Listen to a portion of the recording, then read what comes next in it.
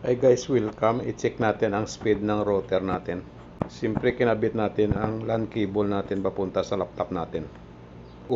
Nag-open tayo ng speed test, Ookla speed test natin. I-check na natin to kung ilan yung speed ng router natin via laptop.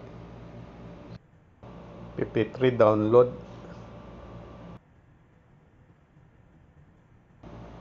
Sunod to upload.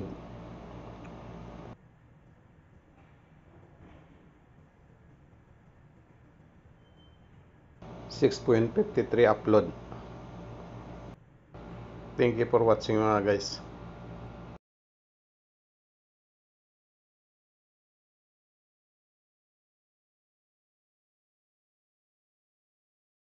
.53 ang download, 6.57 ang upload.